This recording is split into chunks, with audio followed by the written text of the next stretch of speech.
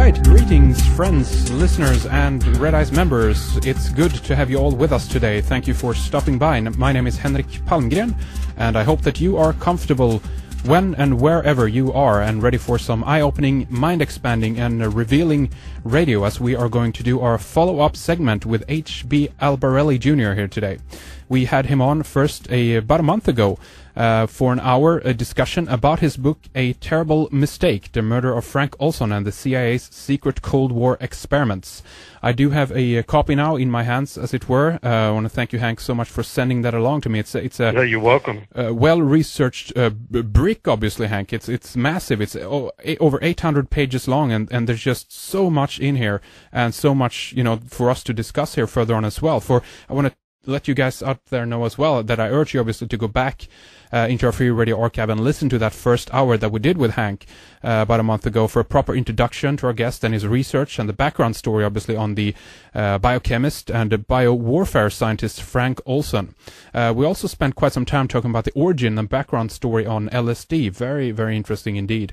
I do want to give out his website here again for those of you who don't know, aterriblemistake.com. That's the place to go to read more about the book and obviously get your hands on a copy. So with that, welcome back to Red Eyes Radio, Hank. Good to have you with us back again on the show. Thank you very much. It's good to be back. So let's dive into some of the things that we didn't kind of get to in the last time that we talked about. I guess one thing I'd like to ask you about is in terms of the Olson family. I did link up a short little segment on Frank Olson from a mainstream. It's up on YouTube actually, but in that documentary or short little segment, there is a few interviews with some, I think, one of Frank's sons. I want to check with you. Have you been in contact with any of the Olson family, Hank? Oh yes, extensively. I researched the book for a little over 10 years, and for approximately 7 of those years, I was almost in daily contact with Eric Olson, who has his own website concerning his father's case, and who shared a tremendous amount of information with me. There you go. Do you know the website that Eric runs? It's called the FrankOlsonLegacy.com. Or you could just Google Frank Olson, and it should pop up right away. All right, there you go. There's so many things that I want to talk about. I guess I would like to go into some of the names that we kind of didn't go into last time. One of the names, obviously, that comes up in reference to all of this is Dr. Sidney Gottlieb, and maybe you can tell us a little bit about this guy and how kind of he's connected with the whole Frank Olson story, Hank. Sure. Gottlieb is actually a very fascinating man. He was born in New York City at the turn of the century, the 1900s, and he actually died recently, about 4 or 5 years ago. He was close to 90 years old, and he was trained as a biochemist in New York at New York University. And then he got his graduate degree, I think it was in Arkansas. And right about the time he came out of college, he was working for the Department of Agriculture in Washington, D.C. And the Second World War had just begun. And he very much wanted to volunteer for the war. And he went down to the local recruiting office and tried to do so, but he was rejected because he had been born with 2 club feet. There's a lot of articles on Gottlieb that claim he had 1 club foot, but he actually was born with 2, and because of that, he was rejected, and he was close to 21 or 22 years old when he volunteered. And there was no obvious impairment with the fact that he'd been born with club feet, but nonetheless, the army didn't want him for that reason. The requirements for the draft and for the army were much more stringent in the 40s than they are now, believe it or not. So Gottlieb actually, when he was rejected by the Army, he tried the other services. He tried the Navy, he tried the Marine Corps, and they all rejected him, and he was horribly disappointed.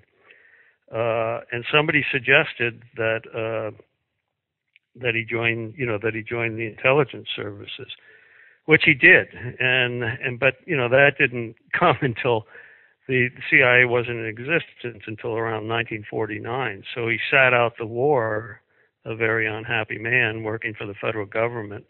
And then when the opportunity came up to join the CIA right after the war, he jumped at it. And his very first assignment, because of his advanced schooling, was to work in the chemical division of what the CIA at that time called the Technical Services Staff. Mm-hmm. And it might be hard for some listeners to envision the CIA then, but even though it was just starting out, it had only been in existence for a couple of years, it already was taking on a lot of the trappings of a bureaucracy, and it had numerous administrators and layers of administration, and it had chiefs of departments and assistant chiefs and assistants to the assistants. And Gottlieb initially was hired to be the assistant chief of the chemical division, but was so outstanding an employee that within about 3 months he was promoted to be chief of the chemical division. And within about 15 years, he actually became the director of the Technical Services Staff, which was then known as the Technical Services Division. But Gottlieb came in at a very, depending on your perspective, a very opportune, a time of a lot of opportunities.